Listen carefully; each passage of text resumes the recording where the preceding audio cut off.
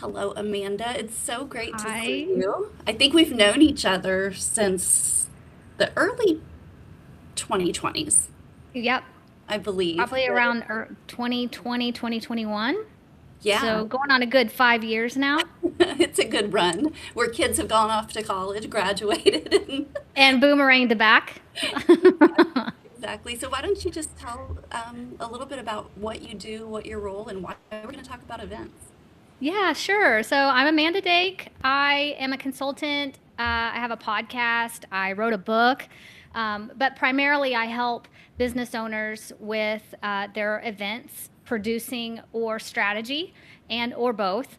And I also have a peer advisory group. So it's for, high level business owners or professionals that need an outside perspective. And so, yeah, that's what fills my days. That's awesome. Well, speaking of events, we just came off of a big PAX 8 Beyond, and it was electric, but Yeah. we've been planning it for how many months, Yep. and all the details and logistics. And a lot of people can't afford these big events. No. As a business, you really have to be cognizant about where you're spending your budget. You got to leave money for general marketing. You've got to leave money for, your direct outreach and things. And then you got to figure out how much of that budget is going to be put into events. And that means either hosting your own event or being a vendor, possibly, or even just an attendee at other events. And even just attendee at events can be costly as well. Yeah. So, uh, from my experience in events, I see a lot of businesses make the mistake of just setting up a fancy booth and not really working on intentional messaging or conversions. Mhm. Uh, I've seen way too many businesses go in with kind of a too much of a social or party mindset instead Yeah. of very intentional conversion from, meeting someone and networking to move them across the finish line, whatever that looks like for the business. I've seen, and you probably have too, so many businesses and business owners or the people representing the business just opening a bar tab in the lobby and hoping that's going to convert people to work with them.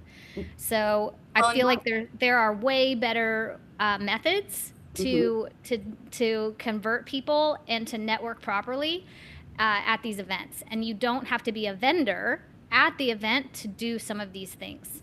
Well, and I think one thing, just piggybacking off of your bar conversation, um, sometimes conversations aren't remembered. Yeah.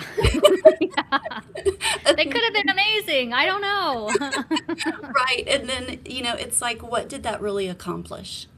Yeah. I'm Some all, camaraderie. It's yeah. always fun, right? And there are really great conversations that can happen over a couple of cocktails. Hmm. The guard's down a little bit. You're more human.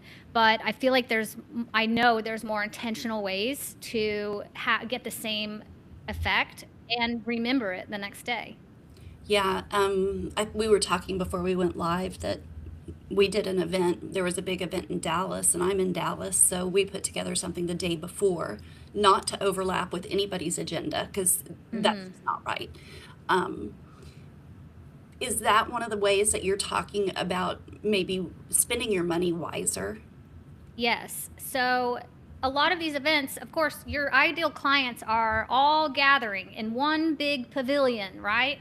But maybe you don't have 10, 20, $50,000 to pay for a 10 by 10 booth that you hope people are going to stop by. So a really great way to still have great conversations and network with your ideal clients is hosting an event off-site from the main event taking place. Now, there are probably some logistical things you should do and make sure that you're not overlapping with someone or stepping on toes. But what I've seen work really well are just very intentional happy hours. And I know we're just talking about the bar, but this is more than just an open tab, right? These are Right. invite only situations with intentional activities during the event. And that can just be having conversation cards on the table or Yeah. QR code with an interactive app for people to go to. It doesn't have to be a presentation or, something like that. Other things I've seen work really well are very curated private dinners Yeah. for the decision makers that you really do want to get in front of. In these things, yes, it does take money to do these things, but if you are able to gather 10 or 20 of your ideal high level clients in one room and have actual conversations with them, that can be way more beneficial than hoping that you're going to get some conversions out of people coming to get your giveaways at your booth. Oh, yeah. Let's talk about the preparation. It's not just showing up. Like, No, no. I think a lot of people think it's just, oh, we're going to show up and just talk to people. Like, what's Yeah. your preparation or planning process for maybe like we're calling them micro events? Yeah. So I have an entire framework or process that I follow, having done this for many years.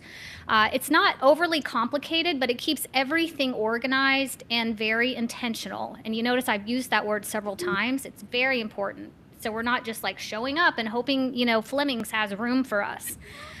So we pick the venue first. Well, first we figure out what our intention is, right? We have goals.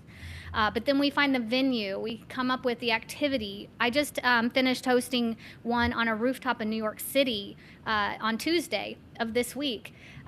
Everything was intentional, from the signage that we're able to use to who is invited to be a part of that. We have, sales reps and other people that reached out to their contacts to invite them to come to this experience. We had signature cocktails. We, curated the food on purpose. So it wasn't just thrown together, hope you can make it. And then there's a through line. Like, we have a goal of why we're Right. doing this. So it is way more than just opening the doors and hoping people show up for the thing that we're doing. If we host a roundtable dinner, for example, we have specific questions that we want to talk Mhm. about with all the executives in the room. So yes, it's very intentional, and it can go a really long way. And you want to make sure that you're doing this. What I love to do is make sure that we provide an experience that people are going to go talk about Yeah. and be happy that they were able to experience that and share it with other people as well, even throughout the course of the large event taking place the rest of the week. Yeah. No, I think that's so important. The intentionality, I love that word because these things don't happen by chance. Yeah. And I think people who have not been in the weeds of an event kind of don't understand that. I Yeah. think in your ICP, your ideal customer, like you want the right people there. Something that drives me crazy, now it's like pet peeves of Mary, is people scanning badges. Like, I know. What are you going to do with that? What are you going to do with the scanned badge now that you have it? And the sad thing is, most people don't have an answer for that. We'll put them in an automation. Well, yeah. let me know how that works out for you. No, I think that having intentional conversations with the right people is so powerful and impactful. And then the outreach after, hey, we saw you at an event. No. No. What do you suggest? What would be some advice for reaching out after the event? I think having the end goal in mind before you go in to do any of this is really important. So, none of us like to be sold. Mm-mm. We just don't. We love to buy things, but we don't want to be sold. We want to be shown. And then we like it to be our own idea. Like, oh, I would love to follow up with you. Or so I think having those intentional conversations that then warrant a follow up later, that's the Mm-hmm. way to do it. Don't just spray the same message to the list of badge scans and say, it was great to see you. Those people aren't going to remember you, No. most likely, because you probably didn't have much of a conversation with them. I think just having meaningful conversations that aren't trying to just go for the jugular, as I say. Like, don't try to like get me to commit to the thing right now. I'm here to experience an entire, several days of an event. I've got a lot to digest. Let's Yeah. have a conversation. Let's set some things in motion for the future. Let's connect as humans. Like, Yep. what's going on in your real life, not just the job. And let's connect afterwards. Unless you have a product that can be sold and utilized right away, Right. go for the relationship. Don't go for the sale right away. Well, and what I've found, I've been with three channel companies, and I have found that partners have followed me from vendor to vendor because it's not about selling, it's the relationship. And I'm not going to work Exactly. somewhere that I don't really believe in the product. I just, Yep. and I'll be the first to tell you if it's not a fit. Exactly. It's a sale isn't it's the goal isn't just to get a sale. It is to build that relationship. And you are definitely an example of how to do that by moving from one company to another, and you still have friends. You can call these people friends Definitely. that go with you regardless of what booth, banner you're standing underneath. That's the big goal, I would say, is building those relationships. No, I completely agree. And um, I lost my train of thought. I think that also what you said about having 20 real prospects in a room versus Mhm. 100 badge scans is so Yep. much more powerful because it's the quality of the conversations that you have.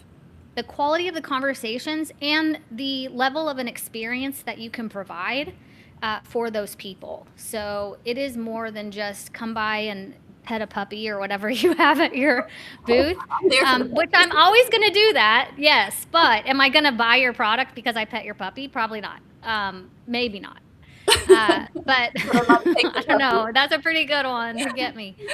Um, I just think being able to share some, again, humanness. Hmm. And when you're breaking bread with people, when you're having real conversations about what's going on in their real lives, maybe understanding more of the challenges they're facing in their business world, and making sure that even if you don't have the solution that they're looking for, Yeah. being available to offer solutions from people within your network. That's one thing I love to do, regardless of the situation I'm in. I refer people to other people so often. People come back to me because of that. I'm not just trying to figure out how to serve you and you only. I want to serve you in a way that, even if I'm not the solution, I want to help you find that solution that you're having to the problem you're having. That's why my peer advisory group works so well. I'm not the end all be all expert of everything, but I know a lot of people and I've solved a lot of problems, and I can help you go from one point to another and probably find the person or know the person that can help you. So having those types of conversations away from the big expo hall and the vendor booths and all Yeah. of that, it's such a big difference. And it's way more affordable for most companies to do those small intentional events off site than to have a booth presence at the event. Now, I'm not saying don't have a booth presence, because that's also important. But if your budget doesn't allow, or you have found you've been to them and it's not really, converting for Yeah. you, maybe it's time to look at a different strategy. Yeah, I think that, especially, I mean, in any business, you try things, and if it doesn't work, Hmm. you have to pivot. And every time I Yep. say the word pivot, I think of Ross with the I couch. know, me too. But no, for sure.